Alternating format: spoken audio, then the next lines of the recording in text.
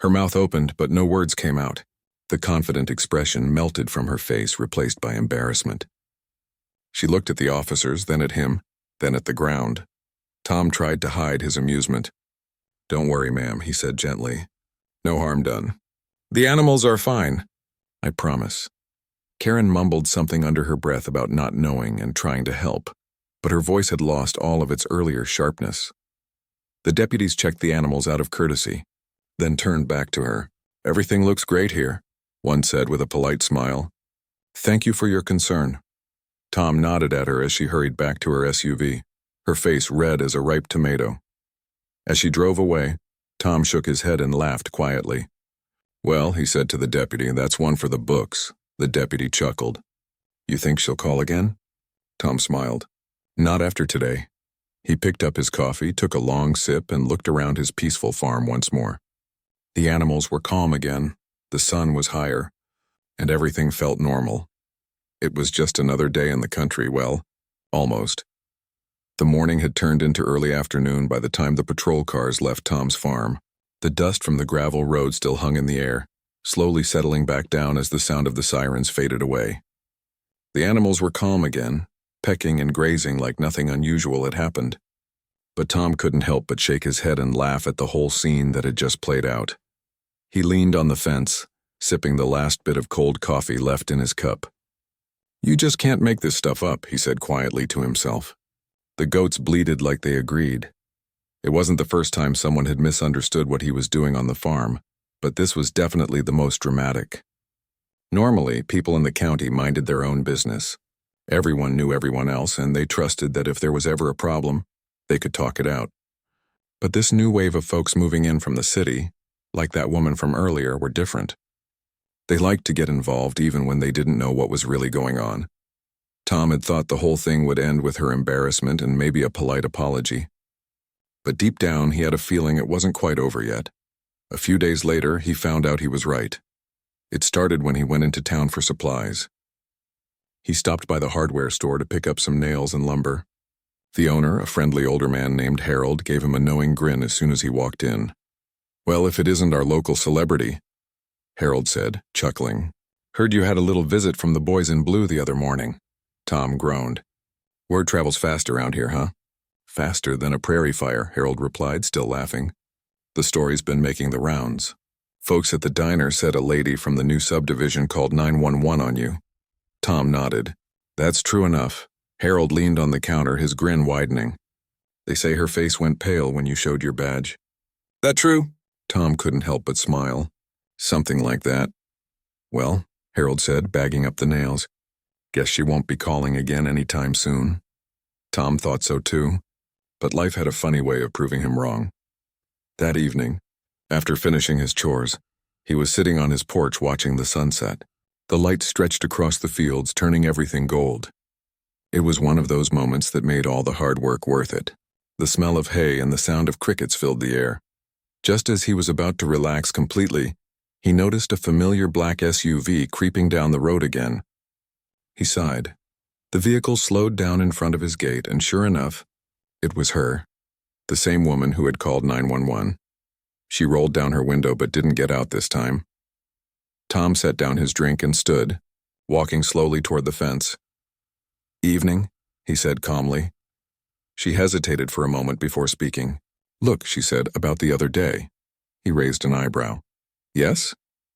"I might have overreacted," she admitted, her voice quieter now. "I didn't know who you were." Tom nodded slowly. "That's all right. Mistakes happen." She sighed and glanced away, her tone still defensive. I thought something bad was going on. I love animals and I couldn't just stand by." He leaned against the fence, trying to keep things light. "I get that. Believe me, I'd rather someone care too much than not at all. But next time, maybe ask before you call half the county out here." She smiled awkwardly, not quite sure if he was joking. "Fair enough," she said. There was a brief pause, then she asked, "You really are a deputy?" Tom nodded and pulled his badge from his pocket, showing it to her again. "That's me. Off duty most weekends, though. Out here, I'm just a farmer." Her eyes widened slightly, like she was still embarrassed. "Well," she said, clearing her throat, "your animals look happy. Healthier than I expected." He laughed softly. "That's good to hear." She didn't stay long, just nodded politely and drove off. Tom figured that was the end of it. Maybe she'd learned her lesson. Maybe things would finally go back to normal. For a little while they did. Days passed peacefully. The weather was warm, the animals were healthy, and Tom spent most of his afternoons fixing things around the farm. He almost forgot about the incident until he started noticing something strange. Every few days, when he was out in the field or working near the barn, he'd see that same black SUV again, always moving slowly, always stopping just for a few minutes. Sometimes the windows were rolled up, sometimes down, but he could tell she was watching. At first he thought maybe she was just being cautious, keeping an eye out to make sure the animals were fine. But as the days went on, it started feeling like more than that. One afternoon, after the third time she drove by in the same hour, Tom decided to wave. She didn't wave back. She just drove off quickly, leaving a trail of dust behind. He sighed, shaking his head. "Guess she's not done yet," he muttered. Later that week, he was at the feed store when another deputy, a younger guy named Cole, walked up to him with a grin. "Hey, Sheriff," he said playfully. "You've got quite the fan club these days." Tom frowned. "What do you mean?" Cole laughed. "Got another call about your place. Same lady, same complaint. Dispatch told her we'd already checked it out." She didn't seem convinced. Tom rubbed his forehead. "You're kidding." "Nope. Said she's keeping an eye on you in case the situation changes." Tom chuckled, though part of him was genuinely annoyed now. "Great. My own personal watchdog." Cole smirked. "Hey, at least she's persistent." When Tom got home that evening, he found a note in his mailbox. It wasn't signed, but he didn't need to guess who it was from. The handwriting was neat, written in blue ink. "If you ever need help with those animals, I know a few shelters that could take them. Just saying." Tom stared at the note for a long moment, then laughed out loud. He couldn't believe it. "Some people just can't let things go," he said, crumpling it gently and tossing it in the trash. Still, he didn't want things to turn into a feud. That wasn't his style. So the next day, he decided to try a different approach. He spent the morning cleaning up the barn, brushing the horses, refilling the feed bins, and making sure everything looked as neat as possible. Then, just before noon, he saw her SUV approaching again. Instead of ignoring her this time, he waved her down. To his surprise, she actually stopped. "Mind stepping out for a minute?" he asked politely. She hesitated, then slowly opened the door and stepped out. "I figured since you're so interested," Tom said with a small smile, "you might as well take a look for yourself." "Come on." She blinked, clearly caught off guard. I don't know. It's okay," he said calmly. "I'll show you around. Nothing to hide." After a moment, she nodded and followed him through the gate. Tom showed her the chicken coop first. The birds were clucking softly, scratching the dirt, their feathers glossy in the sunlight. "See," he said. "Plenty of food, clean water, fresh air. They're happy." She peered inside and nodded reluctantly. "They do look healthy." Next, he led her to the goat pen. The animals were chewing contentedly on hay. "They get new straw every week," he said, "and the vet comes out every couple of months for checkups." Her expression softened slightly as she watched one of the goats nuzzle his hand. Then they walked to the barn. The horses whinnied when they saw Tom, clearly familiar with him. He stroked one of their necks and handed her a brush. "Go ahead," he said. "Try it." She hesitated, then reached out. The horse leaned into her touch, closing its eyes. For the first time since he met her, she smiled. "I didn't realize how calm they are," she said quietly. Tom nodded. "Animals know when they're cared for." They spent a few more minutes walking around the property. By the end, her attitude had completely changed. "I guess I was wrong," she admitted finally. "I just thought, well, I don't know what I thought. I'm used to things looking different." "That's all right," Tom said kindly. "I get that a lot. Farms aren't spotless, but that doesn't mean the animals aren't loved." She nodded, looking embarrassed again. "I really am sorry for calling the police twice." Tom smiled. "No harm done. You were trying to do what you thought was right." As she turned to leave, she paused and looked back at him. "You know, I didn't expect you to be so understanding." He laughed. "Well, if I arrested everyone who annoyed me, we'd run out of jail space." She laughed too this time, a real laugh, and for the first time the tension between them seemed to fade. As her SUV drove off, Tom stood by the fence, watching the dust trail disappear down the road. He couldn't help but grin. Maybe this was finally the end of it. Maybe next time she'd wave instead of glare. He hoped so. But a small voice in his head told him the story wasn't quite finished yet. The country had a way of surprising you when you least expected it. For a while, life on the farm went back to its usual calm rhythm. The sun rose early, the animals stirred, and the days passed quietly. Tom felt relieved that the whole misunderstanding with his new neighbor seemed to be behind him. After that, visit? She hadn't called the police again or left any more notes. In fact, every now and then when she drove by, she gave a small wave from her car. Tom always waved back. He figured that was progress. People in the country sometimes took a little while to get used to each other. He had no problem with that. But things rarely stay quiet for long, especially when you least expect trouble. One Saturday morning, Tom was fixing a water pipe near the barn when he noticed movement at the end of his driveway. When he looked up, he saw that same black SUV again.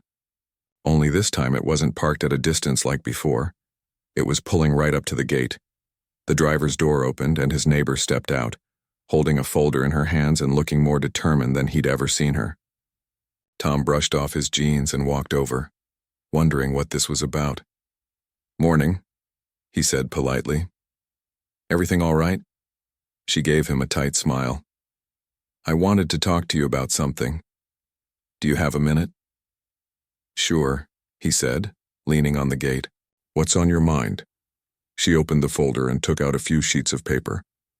"I've been thinking," she began, "and I believe we could make some improvements around here." Tom raised an eyebrow. "Improvements?" "Yes," she said, nodding seriously. "To make the place look more presentable, cleaner, more appealing. The subdivision board has been talking about setting certain appearance standards for properties in this area. Since your land is right next to ours, I thought you might want to get ahead of it." Tom had to bite his tongue to keep from laughing.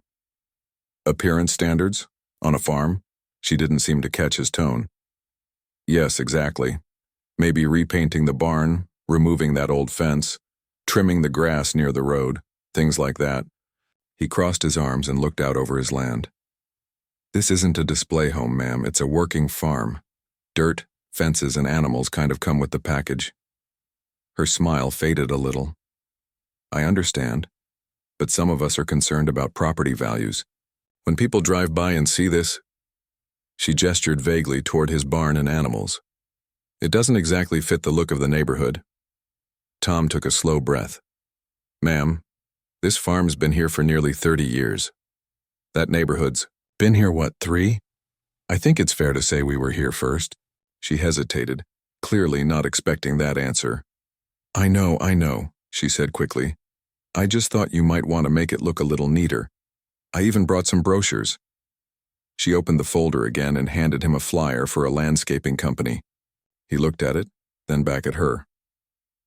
"I appreciate the thought," he said, keeping his voice even, "but I'll stick to doing things my way. The animals don't mind the look of the place, and that's what matters to me." For a moment, she stood there silently. Then she gave a stiff nod and said, "All right then. I just wanted to help." She turned and walked back to her car. As she drove off, Tom sighed. He knew she meant well, or at least she thought she did, but there was a fine line between being neighborly and being nosy. The next week passed without any more visits, and he figured she'd moved on, but that assumption didn't last long. On Tuesday morning, when Tom went to the mailbox, he found an envelope addressed to property owner. Inside was a notice from the Homeowners Association. It wasn't directly addressed to him, but it mentioned upcoming community guidelines for maintaining the visual appearance of properties within a 5-mile radius of the subdivision. He read it twice and shook his head. "Here we go again," he muttered. That evening, while feeding the horses, he saw headlights approaching again. Sure enough, it was her. This time, though, she didn't stop at the gate. She pulled right into his driveway. Tom wiped his hands on his jeans and walked over. "Evening again," he said. "What brings you by this time?" She stepped out of the car, her face serious. "I wanted to let you know that the board meeting for the new community rules is next week. They're inviting local residents to attend. I think it would be good for you to come." Tom nodded slowly. "Oh, I'll be there," he said. "Wouldn't miss it for the world." When the day of the meeting came, it was held in the community center, a brand new building with shiny floors, spotless walls, and a long table filled with people who looked more at home in an office than a farmyard. Tom showed up in his usual jeans, boots, and work shirt. He felt a few eyes on him as he walked in, but he just smiled politely and took a seat near the back. The meeting started with small talk about neighborhood watch programs and gardening clubs. Then came the main topic, improving visual appeal in shared areas. When the discussion turned to unsightly properties, Tom had a feeling he knew where this was going. Sure enough, one of the board members, a man in a suit and tie, cleared his throat and said, "We've received several complaints about certain nearby lots not reflecting the aesthetic of our community. We want all surrounding properties to uphold the same standard." Tom waited, saying nothing at first, but then his neighbor raised her hand. "I believe," she said in her clear, confident voice, "that with a few adjustments, even the older farms could align better with the neighborhood's appearance. We're not asking for much, just cooperation." Tom raised his hand and stood up. "If I may," he said calmly, "I think it's great that everyone here wants the place to look nice. But some of us don't live in the subdivision. We live off the land. My property isn't a part of your development. I don't use your roads, your lighting, or your HOA funds. I take care of my own place." The room went quiet for a moment. Then the man in the suit cleared his throat again. "We understand, sir, but community harmony is important." "When one property stands out," Tom interrupted gently. "You mean when one property looks like what this county used to look like before all the concrete and fancy lawns showed up?" A few people chuckled softly. Even his neighbor looked uncomfortable now. Tom continued, "I've got nothing against you folks wanting nice lawns. But this farm feeds my animals and those animals feed people. If that's not keeping with community values, then maybe we need to think about what kind of community we're trying to build." There was silence, then a few nods from older locals sitting in the back. Someone even clapped quietly. The man at the table looked flustered. "Thank you for your input, sir," he said quickly. "We'll take that into consideration." Tom smiled, nodded politely, and sat back down. He didn't say another word for the rest of the meeting. When it ended, he walked out to his truck. To his surprise, his neighbor was waiting outside near her car. She looked at him with a small, sheepish smile. "You made your point in there," she said. "Didn't mean to make a scene," he said with a grin. "Just wanted to stand up for what's fair." She nodded slowly. "You were right, though. This place has been here long before we moved in. I guess we're the ones who should be adjusting." Tom chuckled softly. "Well, I appreciate you saying that." There was a pause, and then she said something that caught him off guard. "I used to visit my grandparents' farm when I was a kid," she said quietly. "It was a lot like yours. Maybe I was just trying too hard to make things look perfect. I forgot that farms aren't supposed to be perfect." Tom smiled warmly. "Farms are supposed to be real. Dirt, sweat, animals, and all." She nodded again. "Maybe I'll stop by sometime and learn a thing or two." "If you don't mind." "I'd like that," he said. "But no more calling the cops, all right?" She laughed, genuinely this time. "Deal." As she drove away, Tom stood there under the soft glow of the evening sky, feeling lighter than he had in weeks. Maybe she wasn't so bad after all. Maybe she just needed a reminder of what life used to be like before rules and regulations took over everything. The next morning, the sun rose over the fields like it always did. The animals stirred, the rooster crowed, and Tom poured his coffee, smiling to himself. For the first time in a long while, he felt like everything was finally in balance. But little did he know, the story still had one more twist coming, and it would test just how much patience and kindness a man could really have. A few peaceful weeks passed after that community meeting. The air felt lighter around the farm, and Tom noticed that his neighbor had softened up quite a bit. She wasn't stopping by to complain anymore or calling about nonsense. In fact, she started acting friendlier than he ever thought she would. Every now and then, she would slow down near his driveway and wave. Sometimes she even brought over small things: fresh muffins, leftover cookies, a few vegetables from her garden. Tom always thanked her kindly, though he couldn't help but laugh a little at the idea of her growing food when she used to act like dirt was the enemy. Still, he appreciated the gesture. It showed she was trying. One Saturday morning, while he was cleaning the barn, he heard the crunch of tires on gravel again. He looked up and saw her pulling in. She stepped out with a smile this time, holding a small basket covered with a cloth. "I brought something for you," she said. Tom wiped his hands and walked over. "Well, that's kind of you. What's the occasion?" She smiled proudly. "Apple pie, homemade." He raised an eyebrow. "You bake too?" "Used to a long time ago," she said. "Figured I'd give it another try." He chuckled and lifted the cloth. The smell hit him immediately, sweet, buttery, and warm. "Looks good," he said honestly. They stood there for a moment, the sound of the breeze and the animals filling the space between them. She looked around the property again, but this time her eyes weren't filled with judgment, they were full of quiet appreciation. "You know," she said softly, "I used to think this place was messy. Now it just feels peaceful." Tom nodded. "That's the thing about the country. You have to look past the dust to see the calm." She smiled and nodded. "You were right. After that day, things changed even more." She began stopping by occasionally, not to complain, but to chat. Sometimes she'd bring her small dog with her, and while it ran around excitedly, she'd ask Tom questions about farm life. She seemed curious about everything: the animals, the crops, even the tools he used. One morning, she showed up wearing boots and jeans instead of her usual fancy clothes. "I want to help today," she said with a grin. Tom blinked. "Help? You sure about that?" She nodded. "You said I could learn a thing or two, remember?" He laughed. "All right, but don't say I didn't warn you.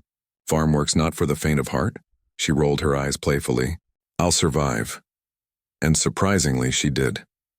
That morning, she helped him feed the chickens, refill water troughs, and even brushed one of the horses.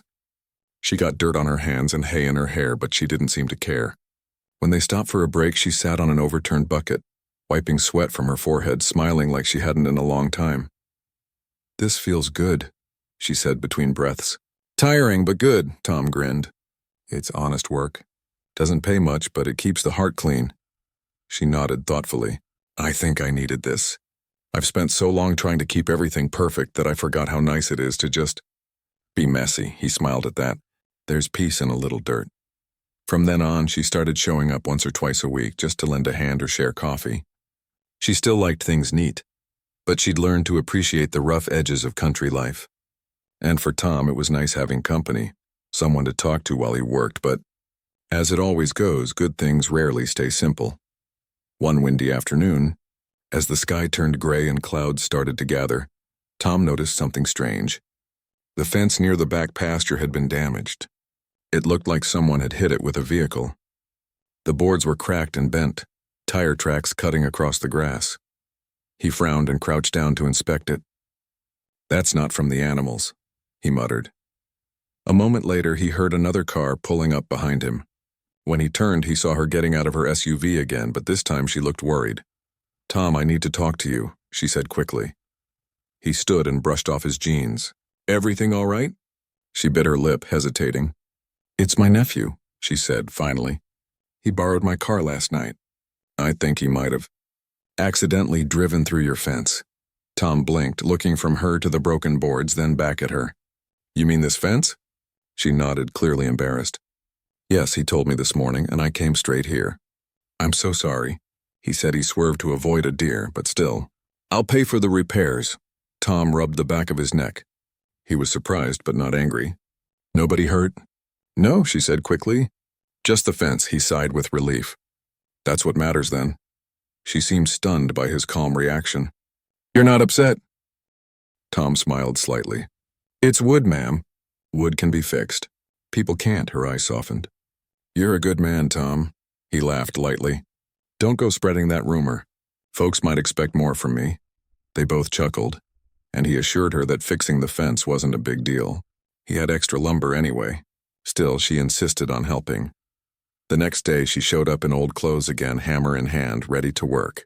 Together, they replaced the broken boards and straightened the posts. She wasn't very handy, but she tried, and Tom appreciated the effort. As they worked, she told him more about herself. She had moved from the city after losing her husband a few years back. She thought country life would be quiet and peaceful, but instead she'd felt lonely and out of place. That's why she'd been so controlling at first, trying to make everything feel familiar. Tom listened quietly. "I get it," he said after a while. "Change can make people nervous. But you're fitting in just fine now." She smiled, her eyes a little misty. "You really think so?" "I know so," he said. "The animals even like you now." "That's saying something," she laughed softly. "Well, that's a start." By late afternoon, the fence was as good as new. They stood side by side looking at their work. "Looks solid," Tom said, tapping one of the boards. "Looks straight," she replied proudly. "Better than before, actually," he admitted. She grinned. "Guess that's teamwork," he nodded. "Guess so." After that day, their friendship grew even stronger. She'd come by often, bringing fresh baked goods or just conversation. She even started inviting him over for dinner sometimes, and Tom, who usually preferred solitude, found himself looking forward to those evenings more than he wanted to admit. The once nosy neighbor had turned into a good friend. But just as things seemed completely at peace, something unexpected happened again. One morning, as Tom was heading into town, he stopped by the diner for coffee. Inside, two men were sitting at the counter talking loudly. They didn't notice him walk in, but he heard enough to catch his attention. "Did you hear?" one of them said. "That new subdivision's trying to get some of the older properties rezoned. They want to make part of the farmland into an expansion area." Tom froze mid-step. The other man nodded. "Yeah, they've been talking about it for weeks. There's a petition going around. If they get enough signatures, the county might sell them part of the land near the edge of town." Tom knew exactly what land they were talking about. It bordered his own property. If that expansion happened, the peace and open space he loved would be gone forever. He paid for his coffee and drove straight home, thoughts racing. When he got there, she was already outside her house watering her garden. He walked up to the fence and called out, "You heard about this petition?" She looked up confused. "What petition?" "The one to rezone the farmland," he said. "The new neighborhood's trying to expand. They're talking about pushing out some of the farms." Her face fell. "I didn't know that." "I swear I didn't." Tom studied her face. He could tell she was being honest. "If that happens," he said quietly, "I'll have to fight it. This farm means everything to me." "I understand," she said. "And you won't be fighting alone. I'll help you." He nodded slowly, feeling a mixture of surprise and gratitude. "You'd do that?" She looked him straight in the eye. "After everything you've done for me, it's the least I can do. You taught me what this land means. Now it's my turn to stand by you." Tom smiled softly, feeling a warmth in his chest. "Then I guess we've come full circle, haven't we?" She smiled back. "Looks like it." That evening, as the sun dipped behind the hills, they stood by the newly repaired fence, the sky glowing orange and pink above them. For the first time since she'd moved in, they weren't neighbors divided by differences. They were allies, ready to protect the peace they'd both come to love. But Tom knew one thing for sure. Things were about to get complicated again. And next time, it wouldn't be about a phone call or a fence. It would be about fighting for the land itself. The morning after Tom learned about the rezoning plans, he woke up earlier than usual. The sun had just started peeking through the fog, spreading a soft golden light across the fields. Normally, that calm sight filled him with peace, but not today. His stomach was tight with worry. He'd worked this land for years, cared for every inch of it, and the thought of losing it to new development made him feel sick inside. He made himself a cup of coffee and stood by the window, staring out at the barn, the fences, the animals grazing in the distance. Everything out there told a story. His father teaching him how to fix the fence, his first calf born in the old barn, the long days of hard work that shaped him. To see it all turned into concrete and driveways felt like a nightmare he couldn't wake up from. As he took a sip, he heard a car pull up. It was her again, his neighbor, stepping out with that same determined look she'd worn the day before. She had a folder tucked under her arm. "You're up early," he said, meeting her by the gate. "So are you," she replied. "Couldn't sleep. I was thinking about what you said yesterday. I did some digging. She opened the folder and showed him some papers, printouts of local notices, community board posts, and a list of people involved in the petition. They've already gathered about 50 signatures, she said, mostly from folks in the new subdivision. They think turning farmland into a shopping area will improve the neighborhood. Tom sighed heavily. Improve, huh? That's one way to look at destroying history. She nodded. But there's still time to stop it. There's a county meeting in 2 weeks. Anyone can speak. He looked at her surprised. You'd really come with me? Of course, she said. You help me see what this place means. Now I want to help protect it. Tom felt a spark of hope. He wasn't the kind of man who liked public speaking, but he wasn't going to let anyone take his land without a fight. The next 2 weeks were a blur of activity. Together, they went door to door around town, talking to locals, explaining what was at stake. Some people didn't care much either way, but most of the older residents understood. They'd grown up around farms like his, and they didn't want to see them disappear. Some nights, after long days of gathering support, the two of them sat on the porch drinking lemonade and watching the stars come out. They talked about how fast the world was changing, how small towns were turning into busy cities, how quiet roads were becoming highways. It's strange, she said one evening, leaning back in her chair. I moved here because I wanted peace, and now that I've found it, others want to take it away. Tom nodded slowly. That's the thing about peace. You have to protect it, just like anything else worth keeping. She smiled at that, and for a moment, everything felt right again. When the day of the meeting arrived, Tom dressed neatly in his best jeans and a clean button-up shirt. He wasn't one for suits, but he wanted to show respect. His neighbor picked him up and they drove into town together. The small courthouse was already packed. Farmers, business owners, city folks from the subdivision, and county officials filled the seats. The air was tense. Everyone knew this was going to be a long day. When the meeting started, one of the developers stood up to speak first. He wore a polished suit and spoke with practiced charm. He talked about growth and opportunity, about bringing modern convenience to the area. He made it sound like turning open fields into parking lots was a gift to the community. Tom listened quietly, his hands folded in front of him. He could feel his heart beating faster as the man went on and on. Then came the time for public comments. One by one, people walked up to the microphone, some in favor of the project, others against it. When his turn finally came, Tom stood and walked slowly to the front. The room went quiet. He cleared his throat and looked out over the crowd. I'm not much for speeches, he began, but I've lived on that land my whole life. My father worked it before me and his father before him. That farm isn't just dirt and wood. It's memories. It's sweat and hard work. It's where families learn to live simple and honest. He paused for a moment, then added, You talk about progress like it's something you can buy, but not all progress comes from paving over what's old. Sometimes it comes from preserving what's real. A few people in the crowd nodded. He saw some of the older farmers give quiet thumbs up. He continued, If you take away every piece of land like mine, what's left? Concrete and traffic. No space for kids to see where food comes from. No room for quiet. You can build stores anywhere, but you can't rebuild history once it's gone. When he finished, there was a brief silence before people began to clap softly, then louder. Even a few of the council members nodded with respect. Then his neighbor stood up too. She hadn't planned to speak, but she walked straight to the microphone and said, When I first moved here, I thought people like Tom were old-fashioned. I didn't understand why anyone would live this way. But now I do. This land, this community, it keeps people grounded. It reminds us of what matters. I don't want to lose that. None of us should. The room broke into another round of applause.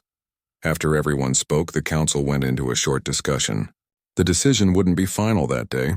They had to review proposals and votes, but the tide had clearly turned. The developers didn't look nearly as confident anymore. When Tom and his neighbor walked out of the courthouse, the sky was bright blue, and the air smelled like spring rain. They didn't know yet what the final outcome would be, but they felt proud.